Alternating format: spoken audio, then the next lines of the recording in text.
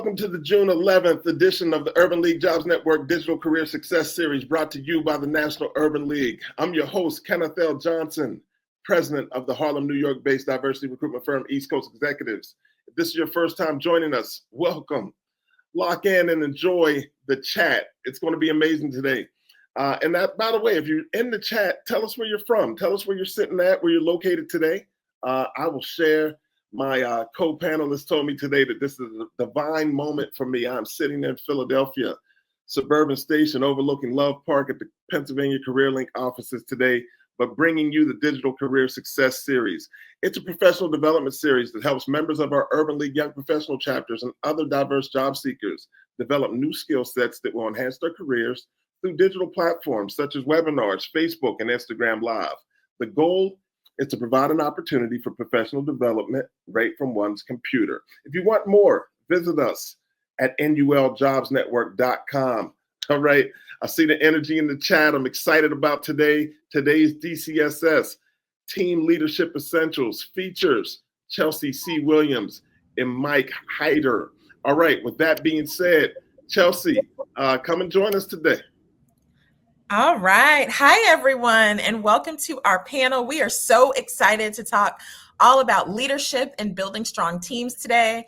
I am joining you all from Raleigh, North Carolina. So excited to bring some of our Carolina energy to the conversation. I am the proud founder and CEO of Reimagine Talent. I started the company in 2018 after a decade-long career in human resources on Wall Street.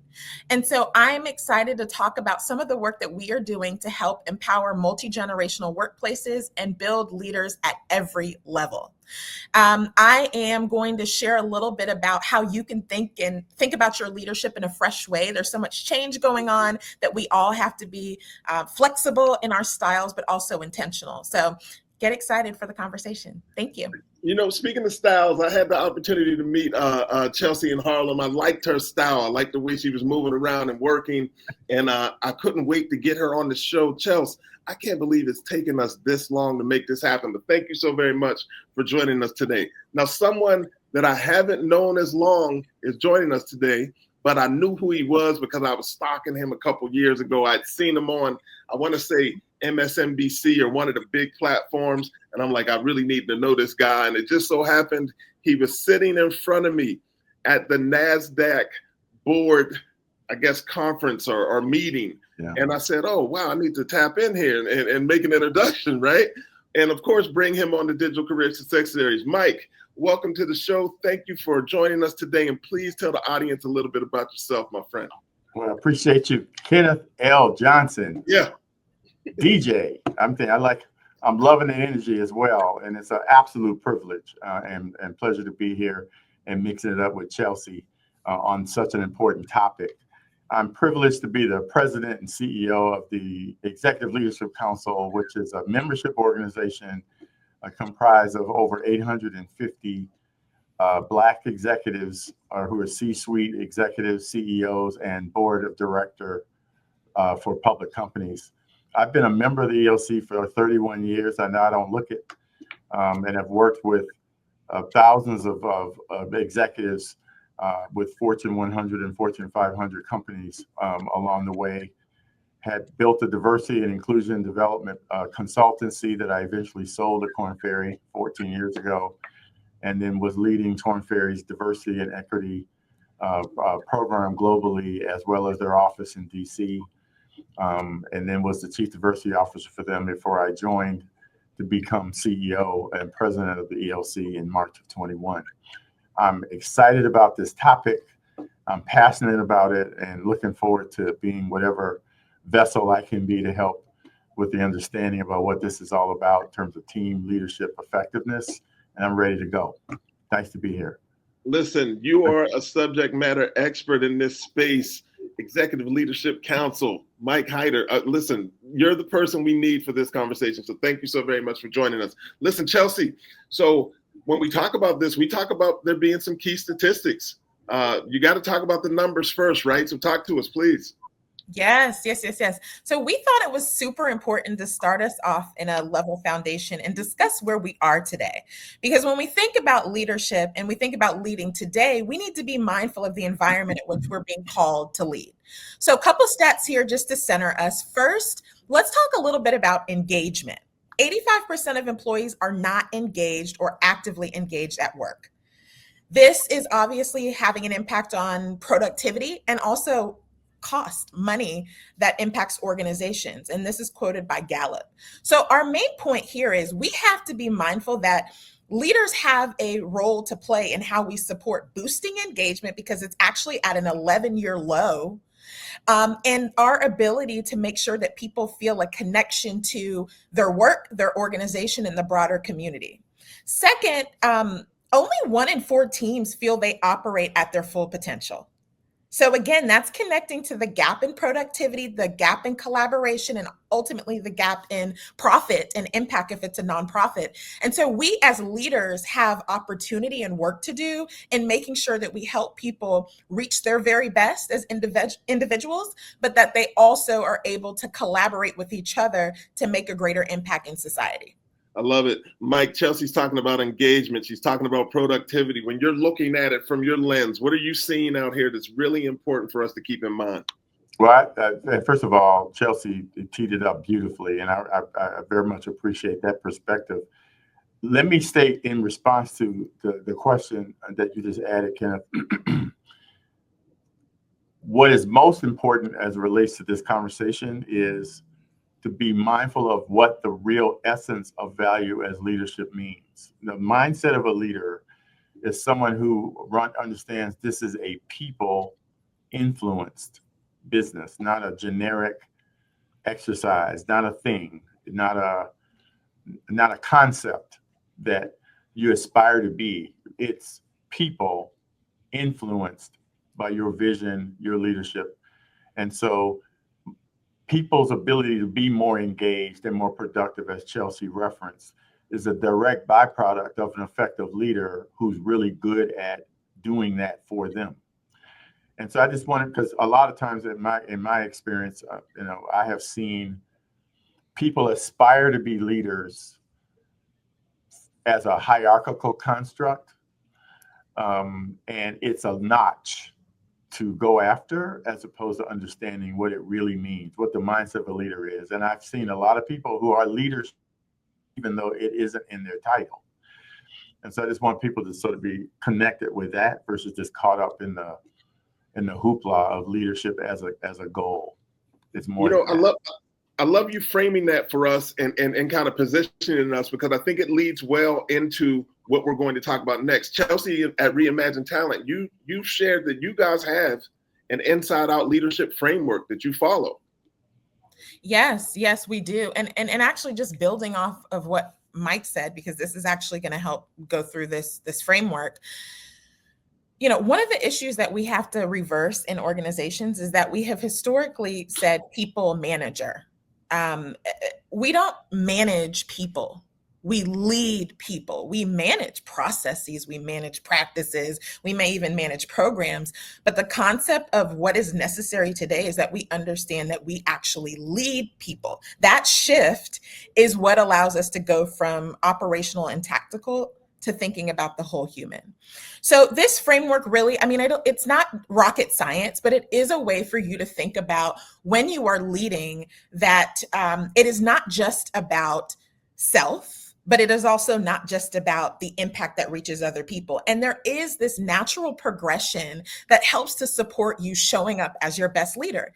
And it starts with yourself. It starts with who you are, your values, your ideals, your beliefs, how you care for yourself, how you see yourself. So often people want to go to team, they want to go to community, they want to go for the hoopla of what you see out externally, not thinking about what's necessary for self. This is even getting to topics that are not as popular, like character and ethics, right? So leading self means mastering your mindset, anchoring your leadership in self-awareness and agile action. Why agile action? Because everything around us is changing.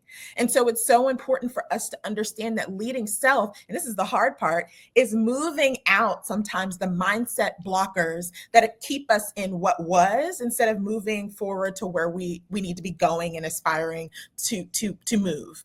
As we go through these kind of pillars here, you move into my ability to be clear in how I lead myself supports me showing up authentically and impactful towards my team. It allows me to be comfortable shining the light on others because I'm very clear about my own capabilities and where I need to partner with others to be able to ultimately reach a greater impact. As we think about team, we eventually move towards organization. We don't do this alone. And then our thoughtfulness as an organization made up of different teams ultimately gets us to communities. And that's really the call to action today, that as we lead ourselves and those around us, we can actually address some of the barriers that we are being faced now in society. So Chelsea, what I'm hearing is leadership is about being clear on some things, right? It seems like that's what I'm hearing. I know when the framework is set up about being clear, Mike, they're talking about, where you're going, right? People being generous about how they bring their people along, and also resilient through some of that. So as you hear Chelsea kind of speak about that framework, and you think about some of the things that you're seeing organizationally, how does that fall to you? Well, if I'm thinking about an analogy that comes to mind, but I would like all of the listeners to at least imagine in their minds or answer this question: is the area of responsibility that I have better in contributing at a high level for the organization that I'm working in through the people that report to me? Is the answer yes or no? That's a barometer around what your leadership quotient is. If it's about my contributions being recognized as the basis behind what's better about the organization, as opposed to the organization benefiting from my team and that's the distinction that I just want people to just be focused around. But the analogy that I also want to add to that is to think of leadership as like, if you've ever been in the dark trying to get through a tunnel with people at some amusement park or whatever, and someone has a flashlight or a light on their phone that enables you to see where you're going. That's leadership. Where you get through the dark effectively because of the guidance of someone that I'm looking to that's going to help us get through that, which is what leadership is. I mean, I just think, again, it's reiterating what we've been talking about already, but it's not rocket science, to Chelsea's point, but it is often something people don't tell us when we go to work in these spaces. And we work to outwork everybody, and we want to outperform people because that's the barometer that distinguishes our value in an organization. But your value really is exponential when you have 5, 6, 4 other people contributing at a high level in concert with your vision as a leader, that differentiates between who's likely to be given an opportunity to run things even bigger, more. And a lot of times we don't have that opportunity because we haven't demonstrated the leadership capabilities to people who are making assessments to us, which is why this topic is so important. So you shared with our team that leadership begins with vision and purpose. Right. And when I saw that, I said, wow, that's amazing. But I was wondering, my question was, okay, you might have the vision. Where are people finding the purpose? When does that become a part of the equation? Well, I think, purpose at its root is understanding, at least from a leadership team perspective. Purpose is knowing what that is because it's communicated effectively in words and in action. That's what that means. As opposed to, people are looking at me to lead them, and I have no idea where we're going. Or I don't have any sense of what the purpose of why we exist is. And therefore, everybody, we're just sort of squandering, making it up along the way. That's the distinction between going in circles or being led in a direction that's clear. And purpose draws more than just power does. So if I know that the work that I'm doing, Chelsea and I are working together, and the work that I'm doing is making the world a better place in a way that I can measurably see the impact of it, is a different draw in following her off the cliff as a leader. That's right. Than the only reason I'm working for this person is to make them look good. I'm a servant to them and their ambition. That's not motivating for me. It's transactionally necessary short term. So when I talk about vision and purpose, a primary point of leading, have a clear sense of where you're going and articulating that to everybody that's working with and for you, so that it's clear that you have a point of view that has direction to it, as opposed to just making stuff up on the way. Mm-hmm. And a lot of us have worked for people like that. We know what that looks like. That's right. It's the Urban League Jobs Network Digital Career Success Series. We are blessed today to have Chelsea C. Williams, Mike Hyder on the show. We're talking leadership, and Chelsea, leadership is about being clear on some things, right? So, of course, we'll go back to this again. Talk to us about this particular slide. Yes. I mean, Mike really teed up the conversation here, and I'm so glad that we started by talking about vision and purpose. I think we talk about vision often, as particularly in this digital age. I don't think we often talk about the purpose, the why. And I think so often purpose really challenges us to think beyond self.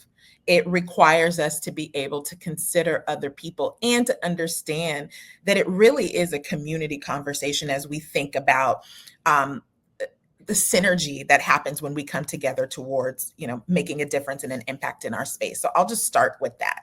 So when we think about leading and leading from a place of vision and purpose, there are some things that are important for us to be clear about. And here's what I'll say about clarity. The clarity could be a journey to get there, but there is at least an understanding, again, of the why. So this concept of leadership, where are we going? What is ahead of us? What is the opportunity? Where are the gaps? Where are the roadblocks? Where are we moving? And I think when we talk about today's teams, especially through this change wave and disruption that we find ourselves in, most of the time when we work with organizations, what we hear them say is, I am unclear of where our organization is going. I may know my job, my role, my team. We might even be very successful, but when we think about the big vision and the purpose now that might be different than 2020 or 2017, people are scratching their heads and needing that clarity.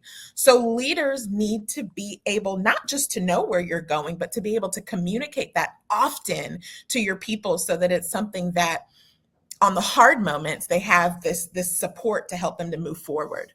So I start with that when we're talking about where we're going.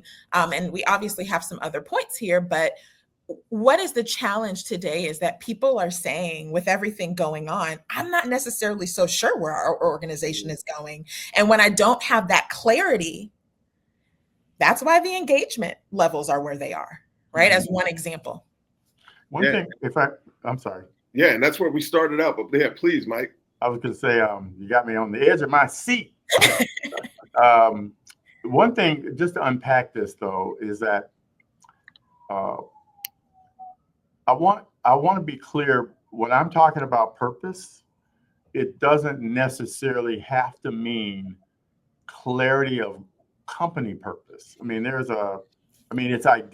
nice to have it, but a lot of times, I'm a capitalist, unapologetically corporate guy, primarily, where an organization's primary purpose is profitability and market growth and value enhancement. through whatever services or products that are being produced. And a lot of times people, when they're entering an organization, may struggle with whether that meets their own definition of what's motivating for them when the ministry of the company that they work for is profitability, when in their minds, ministry means something different. But what's important from a leadership perspective, to be at the table in an organization is complex, but a form of corporate activism. But being at the table means being a steward of the organization's resources, as opposed to an activist as an outsider. But you can still instill a sense of direction around what's important to you and the people that are looking to you for leadership about what their purpose is on your team, and helping to make the group that you all belong to unquestionably valued within the organization. I mean, it can be as simple as that, as opposed to, I don't like the fact that our company makes missiles for governments, but at the end of the day, I can still be motivated because I know my leader's purpose for me is for me to grow, develop, and be the best version of what I can be for him or her in order to contribute at a high level in this organization as the big gift that I'm getting from working for this person, as opposed to getting caught up in the company at large isn't meeting my emotional need, therefore I'm not going to contribute at all, which is what it tends to happen. And then you get perceived as not contributing a lot, and your promotability is limited because you're focusing all your energy on something you can't control. So I just want to make sure that when we're talking about purpose as a leader, it's about what is going to make it worth Kenneth to be motivated to do the best he can for me as his leader. Mm-hmm. Is what's more important in this conversation than the company's purpose is in general. That's just my reaction to it. No, I love that. And there's a slide where we were talking about a leader's real superpower. And Corey, if you don't mind jumping to that slide, but I think it's very apropos for this part of the conversation, Chelsea. Yeah. And if you'd like to chime in a little about, clearing the path, creating environments, things of that nature, I'd love to hear from you. Yeah, no, this is really, really good. And to Mike's point, I think there's this point in leadership where people's mindsets have to shift from contributor to leader, right? You go from doing the work yourself to having to think about building team. And one of the things that becomes most important, or that people talk about often, is delegating. I become a leader, I start to delegate. But you have to pair the act of delegation also with thinking about the needs of the people who are on your team, which means that your role actually is to help clear the path for them. Make sure they have the resources that they need to be successful. Where there is uncertainty or ambiguity, helping them to have understanding that allows them to understand the piece that they play in the broader organizational vision and goal. And so I do think as a leader, this concept of how am I making my team's lives easier? How am I giving them the resources that they need to be able to do their job well is something that people don't think enough about. How am I looking at the responsibilities that I have within me in a day and determining which of them my team needs to be able to move forward and do what they need to do? I'm thinking about one organization that we're working with now. We're doing a team offsite for them at the end of the month. And one of the things that came up in the discovery part of our conversations with them was how often a team member will ask their leader for information or resources, and it's kind of shrugged as I'll get to it when I can. But that shrugging ultimately prohibits their ability to move forward and get it done. In this particular case, it's a nonprofit and it's funding for nonprofits who need this work. And so understanding as a leader, what am I doing to be able to ensure my team has what they need so they can move forward towards the goal is so important as a way to ensure that they feel connected and supported. So I'd like you both to chime in on this, because Chelsea, what I'm hearing is that great teams don't happen by chance. So Mike, as you kind of think about, the teams you've been involved with, the teams you've led, kind of talk to us about how that came about, like your process to designing a team, even if it's through talent acquisition, but even through coaching, whatever that is that allows you to put your best stamp on your team and give them the avenue for success, or path, should we say? I think the last slide that you showed, in the power of the simplicity of those two bullets around clearing the path and making it and creating an environment where people are doing their best work, is the essence of what we've been trying to articulate around the distinction about the relationship between leader and people. So let me answer the question by this way. And Chelsea, you said it, but I want to reiterate it. Being a leader is not about you. In people that are depending on you to lead them they exist to serve your needs and your selfish interest. That's not what leadership is. Leadership is about you serving your team and their needs to leverage their skills to maximize outcomes. That's what leadership is. It's about you serving your team to leverage their skills to maximize outcomes. Now, outcomes is the result, as opposed to this is just a kumbaya exercise.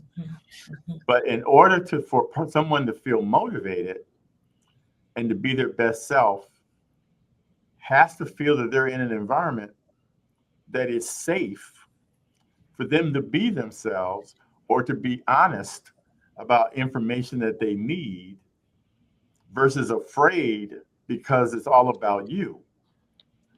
So that, and you can create that. So to your point, Kenneth, it is not something that happens on its own. That's what I learned. I can be honest. I learned the hard way that I assumed earlier in my leadership life. I've been in business. I've been in the professional world over 47 years. I know I don't look it, but over 47 years, and I've been leading for 43 of them. And so I have a lot of experience not getting it right to the point where it's influenced my understanding about what was important. And one of the biggest mistakes that I made early in my leading career was assuming everybody knew what was expected. Mm-hmm. Everybody knew how to be. Everybody knew where we were going. And I was holding people. I was negative about people who didn't automatically demonstrate that because they weren't mind readers, I guess, in retrospect, now I think about it. But when I started to recognize my contribution in helping to motivate someone wasn't telling them what to do, but giving them clarity about what's expected and then giving them the support they needed to be successful and get credit for being that person, as opposed to the power person.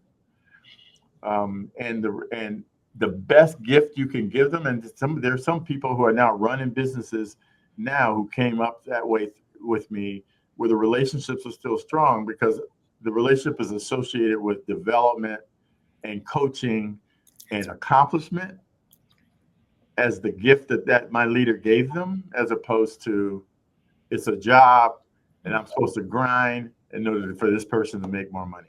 So it's counterintuitive to sometimes the way leadership is portrayed, which is why I'm really glad that we're having this conversation with people about this. Yeah, that speaks very well to a bullet that you provided us with, talking about motivation being built on trust and empowerment, right? Right. So Chelsea, I'd like you to kind of frame that, take a look at that, right? Motivation being built on trust and empowerment. What does that allow to happen when people feel collectively that way? Oh my goodness. Let's start with trust. I'm more likely to take a risk, which is a good thing. It's so interesting. Sometimes the risk word is looked at negatively. Innovation happens through risk. And so when we're giving people, we're creating an environment where there's trust, people are more likely to take those steps that lead us to opportunity, right? It's the unlock that can happen when people feel their leader has their back as they navigate through trying things, taking this step forward. I think that's number one. People are more likely to come to you with challenges. Sometimes you have cultures where people keep the challenge to themselves, and then it becomes more of an issue because they don't feel a sense of trust to go to their leader and say, hey, here's what I'm noticing, here's what's happened. I'm thinking this is a solution, but I wanted to bring it to your attention soon, sooner rather than later. So that trust factor becomes essential. And then I think the other piece of this is when we're talking about the concept of motivation, it is also understanding the individual themselves. It's being able to understand who they are. Motivation, I think, is also a term that what might motivate me may not motivate Mike. So I think we say motivation, but depending on your team, your role as the leader actually is to understand what motivates them. And individually, each person. Exactly, Mike. Right. Individually, each person. And here's the other thing that leaders sometimes don't want to hear: to shift how you give feedback, how you coach for the individual at hand, because everyone is different. Different in terms of their values and why they're showing up for work, different in terms of their journey, literally where they are on their career journey, which means that how you might speak to someone new to work and how you might motivate them, different than someone who's been at this for 40 years. And I think as organizations become increasingly multi-generational, intergenerationally, it becomes even more important that we focus on the individual. Love it. It's the Urban League Jobs Network Digital Career Success Series. Please leave your questions in the chat. We will have a questions Q&A segment in a few minutes, actually. So please leave your questions there. Yes, you will be able to watch this and all of the Urban League Job Network Digital Career Success Series episodes on the DCSS YouTube channel. So you can tap into what Mike and Chelsea are saying later. But in the meantime, let's stay focused in. We're speaking about there not being a one-size-fit-all leadership model, right? And great leaders adapt. So Mike, I just want to speak about that, like the process to adaptation, right? The process to great leaders kind of meeting people where they are, not where it's convenient. And I just, I can't speak for Chelsea, but I know it's so awesome to be sort of what I call in alignment relative to how all of this is building. What she just said is something I can build on based on the, sort of our what I call a collective responsibility that we have.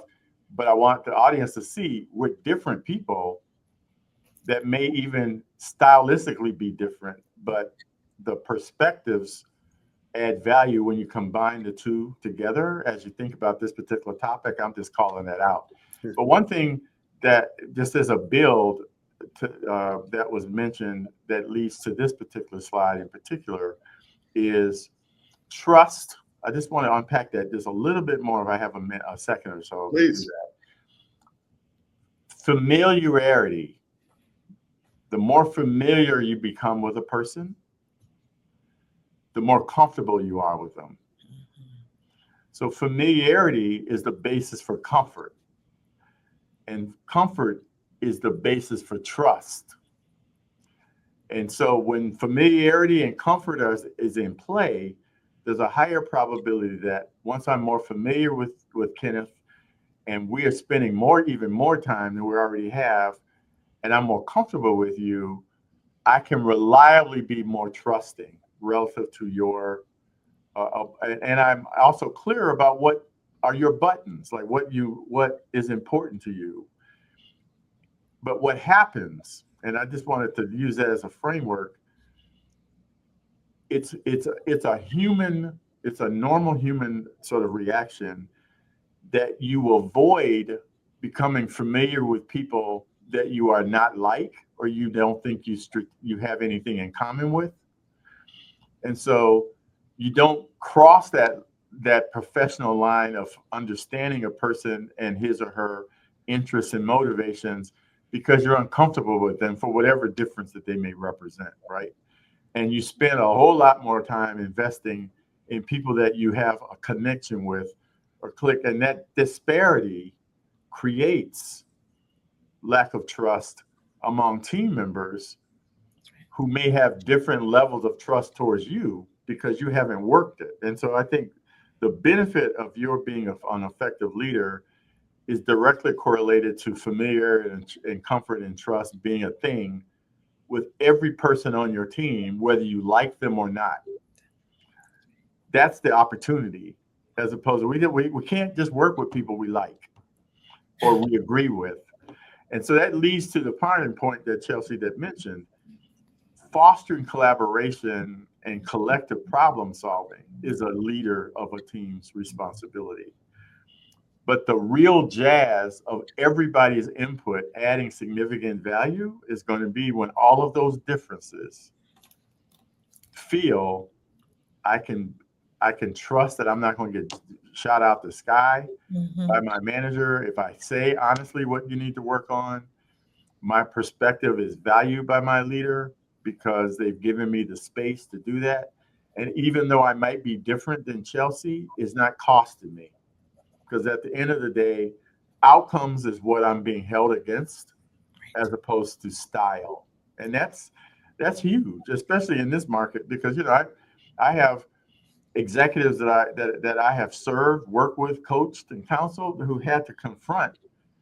They have people working for them that are on all three sides of the aisle politically. But you still need to get stuff done, and you still need to be effective as a leader.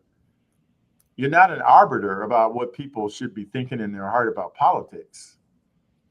You need maximum output relative to that person's responsibility in a job for you. And I've seen it happen where familiarity and comfort gives a person a sense of perspective about what's expected of them by a leader that they may not even be like, but they appreciate the fact that they have the space where their growth is important to that leader, as opposed to them being penalized for who they are. That's huge. That's another thing we don't talk about at Open Company much. But it's part of leadership too. Before we jump into Q&A, I want to talk about results-driven accountability. I know this was a slide that was in the deck, and that seems to be kind of where you're headed here, Mike. Am I correct? Right, but well, I just think it's important. Results is the point of contribution in organizations. Results are the point, not activity for activity's sake. But results maximized through the efforts of other people means that other people's feelings and motivations and their sense of trust and safety is the equity that makes their efforts maximize in terms of output, as opposed to you're not supposed to trust me just because I'm the leader. I know some people that think their kid's supposed to just trust them just because they're a parent. Well, it's earned. It's earned. Yeah. But, and I'm just going back to the kids analogy or the young person's analogy. But if I don't feel comfortable because the power dynamic between my parent and I is such where I don't really have the floor to be honest about it, I will suppress it. It will never get discussed, but you'll never get my best. Sure. You'll never get my best. And we just need to think of leadership the same way. Hey, Chelsea, talk to us about accountability. Oh, my goodness. Mike was really, really getting to what I think a lot about. And it's this concept of, results are also not just your business or your functional results. They're also the qualitative, the behaviors, the actions, the mindset shifts. And those are things that you have to, as a leader, observe. You have to be observing that very closely or asking the questions to your team that helps you to understand where those mindset or behavior shifts are taking place. And so I would just also add that in. We're in a business, right? And there are results that are important for you as you're thinking about your next level of leadership or, let's just say it, your compensation or whatever you're getting to work to do. But it is the intangibles that I think are often not discussed enough. The behavior shifts that happen when you're in a team meeting and you're starting to see your direct reports speaking up more, right? Their ability to navigate through troubleshooting without you being there, because you've created the environment for them to trust that you are going to have their back as they step forward. So I think that those are a few things that I would mention. And then if I can just add one thing that came up when Mike was speaking, I think are important. There's some language I think we all need to retire as it relates to teams and organizations. One of them is, well, this is how I grew up, or this is what happened when I first entered the industry or my team. It's getting back to that conversation around your experience and not necessarily understanding that now we are at a different time. Okay.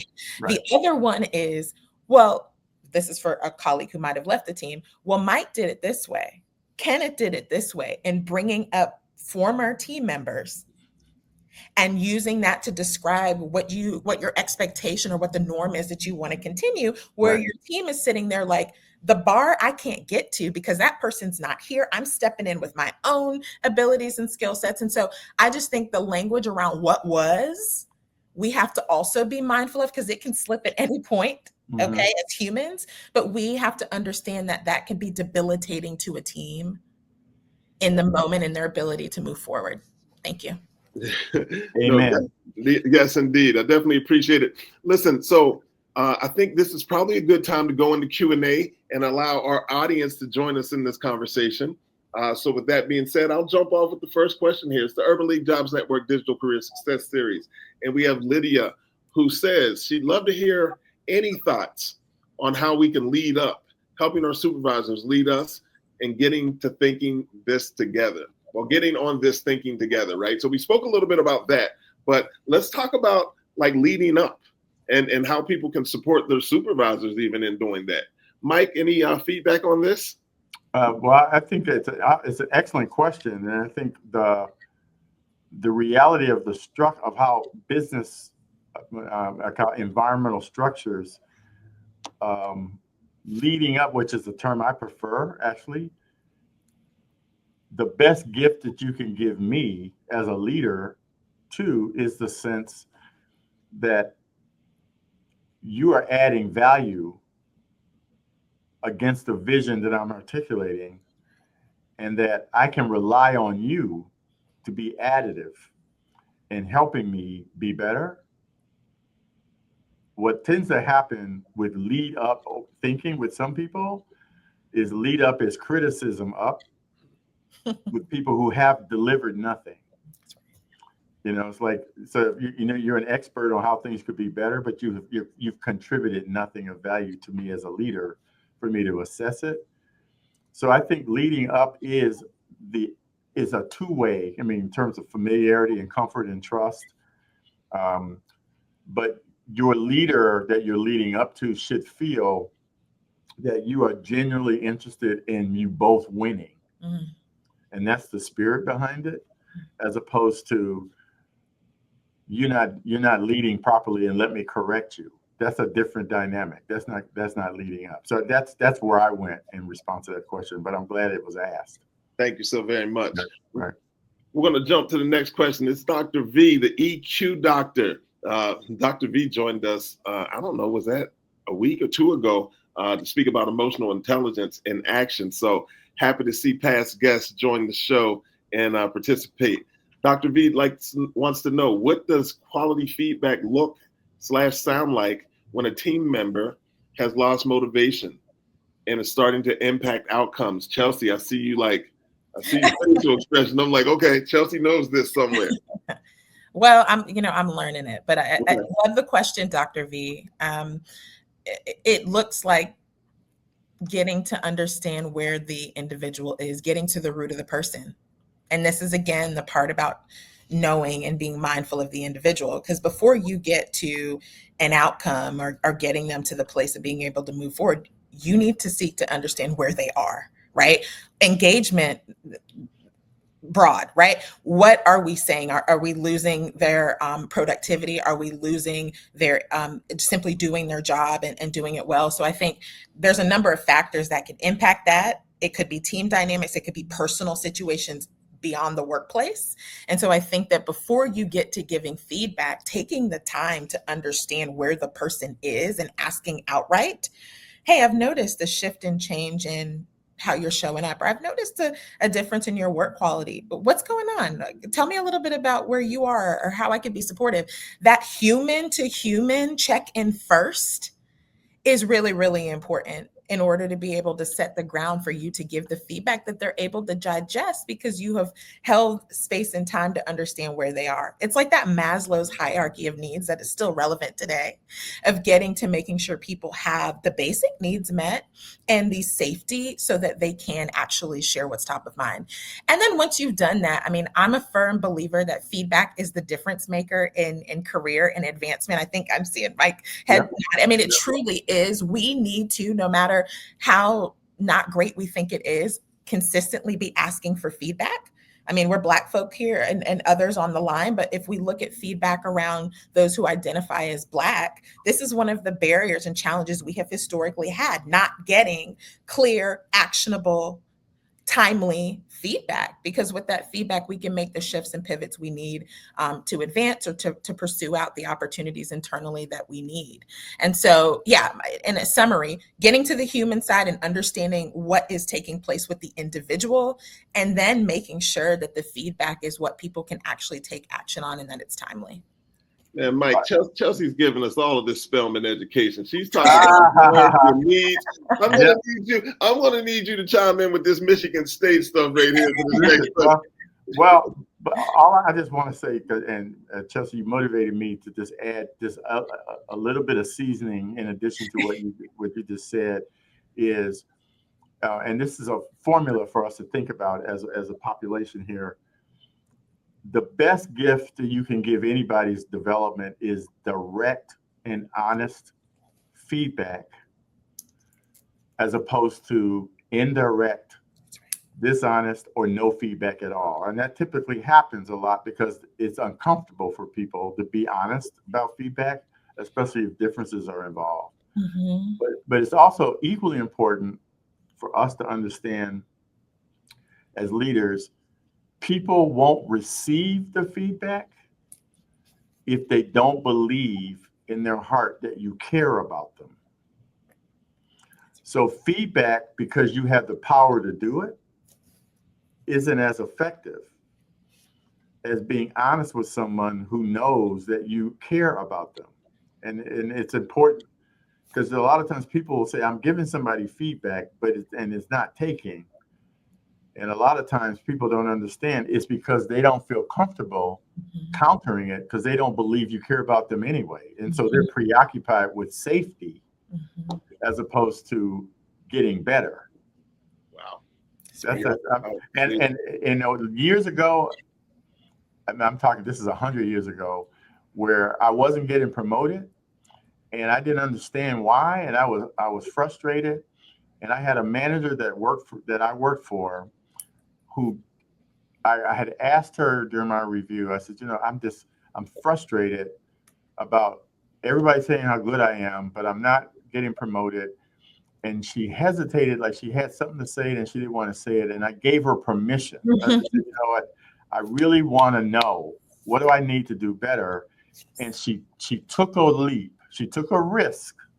And she was red in the face when she said it. And she said, you have a tendency not to speak up in meetings, and your clothes, your dress choices in terms of my colors of my suits, and I wore white shoes because that was the only dress shoes I had then. I told you I was from Detroit, right? Yeah, here we go. And that was the first, in 2 years, I was the first person that actually said to my face, you need to work on your packaging here, so that people see what you have to offer versus getting fixated on that.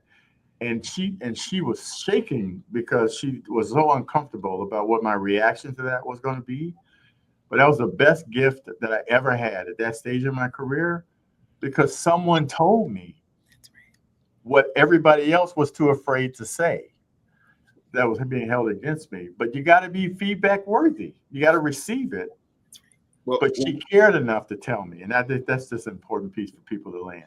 We appreciate that information, because you come today to us packaged as the president and CEO of the Executive Leadership Council, and that's what that's all about. Hey, listen, on that note, I'd like to go to closing remarks. Chelsea, we unwrapped a lot today. Any closing remarks for this Urban League audience? Yeah, I think the first thing is be willing to understand that your leadership is a journey. Your leadership that you take as an individual, you never arrive. You always have the opportunity to ask yourself, what kind of leader do I want to be? And then to make the shifts that are necessary for you to lead well. And then I just have to echo again Mike's point. I could give my own stories about feedback and its game changer in my ability to grow my career and start my company. But truly, if you are not getting feedback and you're thinking everything's going well, I'm doing great, I would really question you, particularly now in this environment, to seek out the feedback, first step, so that people are likely over time to be able to give you what you need to be successful. Don't take no feedback as a fact that you're killing it. And I'll just leave with that, but so grateful to be able to be here today. We appreciate you. Mike, closing remarks, sir. So it was a pleasure to be with you, Kenneth and Chelsea, and those who are listening in. I appreciate it. And just to build on what Chelsea said too, is that recognize a leader is about clear direction, empowering others, being purpose clear with the folks, and relationship oriented. That's what it is. But when you do that well, it actually fosters motivation, cohesion, and long-term resilience in team members that maximizes outcomes where everybody wins. And just not to underestimate the significance of a leader's impact on an organization. It comes down to those very things, not your technical proficiency, how smart you are, whatever school you went to is all immaterial relative to that thing. And it's about serving your team and their developmental needs. It's not about you. So, but I'm thrilled beyond words that we were here to be together on this topic. Well, we're thrilled as well, and I'd like to thank you both. Listen, Chelsea C. Williams, Michael Hyder, team leadership essentials: inspire, motivate, succeed. I think we did all of that today. So, if you want to stay connected to the work of Chelsea C. Williams, please do not hesitate to tap in with Reimagined Talent. You're doing amazing work. I'm so proud of you. That's just a former friend. You can tap in at the website. Chelsea's out here on the speaking circuit as well, so she has a speaking website featuring her, so please tap in there. And I know she's active on LinkedIn, and I know we didn't get to everyone's question, but that's what platforms like LinkedIn are for. Maybe you can tap in and ask Chelsea a question yourself. If you want to stay connected to the work of Michael Hyder, Mike Hyder, business website at elcinfo.com is a good place to start. And Mike is active on LinkedIn as well. He's a busy guy. I'm glad we were able to get you today. But, I know he's true to his leadership, and he will definitely circle back and be available for you if you do reach out and ask your question there. So with that being said, if you want to stay connected with me and all the things we're doing here at East Coast Executives, please do not hesitate to visit the website, eastcoastexecutives.com. I live on LinkedIn. Please reach out to me on LinkedIn. If you're on this today and you just say, I'm not sure if I should connect with Ken, the only reason I'm on LinkedIn is for people like you to connect with me. So with that being said, please do that. And we're on IG as well, KL Johnson Info. All right, look, big things happening out here. You can join us June 25th, our last show before our huge event. But you can join us for Connecting the Dots, Strategic Mentorship Pathways. Jacqueline, Gorin, they're joining us. I've spoken with both of these individuals. They're really excited to come and do this thing with us on the 25th. So hopefully you'll have the opportunity to join us. Please register for Connecting the Dots, Strategic Mentorship Pathways. All right, I said our big event. Our big event that's coming up, the one I talk about each and every week here, is the National Urban League Conference. We are headed out to Cleveland. Mike, we're going to the Midwest. We're going out there to do it. We want the people from Detroit to come down. Chelsea, bring the people from North Carolina out. It's right down the street from Detroit. It's okay. There we go, right down the street, right? So just come down the block a little. We'll be there for the Career Networking Fair. We'll do it virtually if you can't make it on July 15th. But we'll be there in Cleveland in person as well. And if you've never been, I definitely suggest you come.